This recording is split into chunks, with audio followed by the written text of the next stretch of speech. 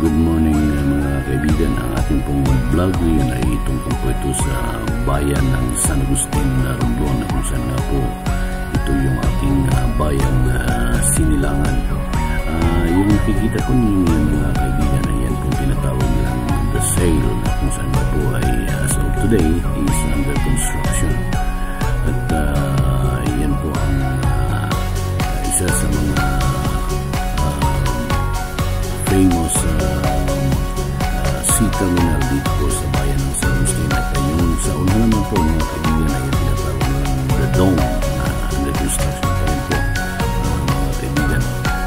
Ito pong San Agustin Romblon ay dito po ito makikita sa harapan lamang po ito ng Romblon na kung saan po ay meron po itong pier na tulad po niyan.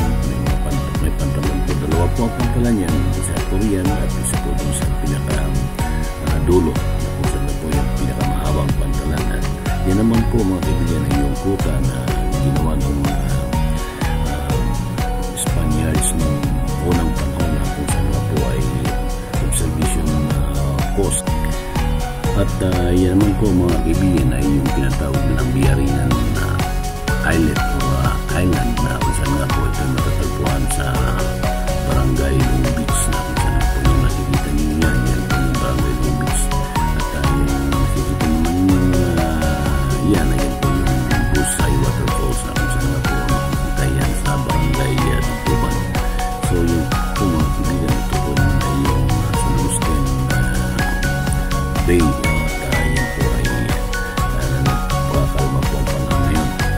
So yan po mga kaibigan, ito po yung aerial view ng San Agustin Romblon, na kung saan nga po mga kaibigan ito yung aking hometown, at dito po ako isinilang at lumaki dito po sa bayan ng San Agustin Romblon.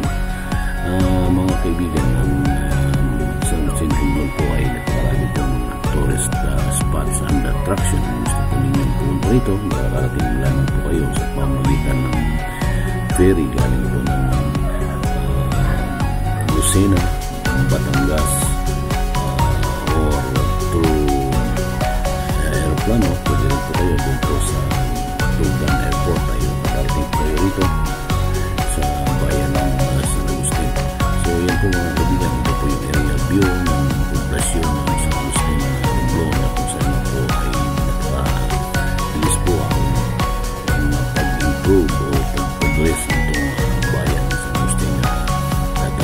Salamat sa LGUs at namumuno rito, sapagkat napakalaki na po ang pagbabago ng bayan ng San Agustin Romblon.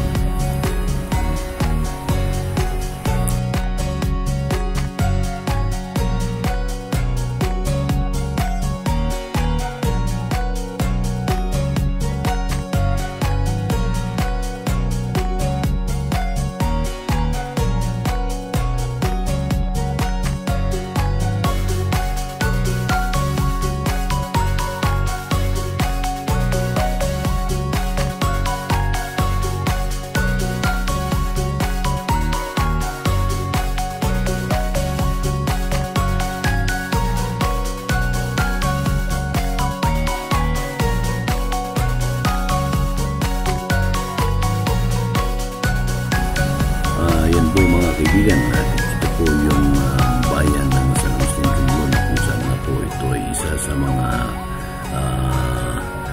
progresibong bayan dito po sa lalawigan ng Romblon, na kung saan po tayo ay nagpapasalamat sa ating butihing mayor dito at yung mga kasama niya, mga LGUs, na kung saan po ay mabilis po ang pag-improve nitong bayan ng San Agustin Romblon, na kung saan nga po kung gusto po pumunta rito ay napakarami po mga tourist attraction dito, tulad po ng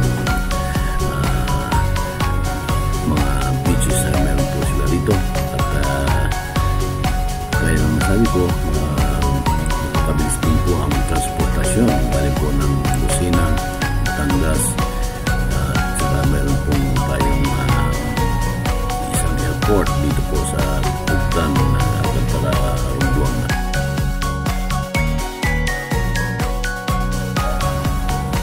bago po tayo magtapos mga kaibigan, ay shout out muna tayo sa ating butihing mayor na si Mayor Santiago Dinon na Madrona dito po sa bayan ng San Jose Romblon, at sa kanyang mabuting pamamahala ay marami pong maging proyekto, infra projects dito po sa San Agustin Romblon.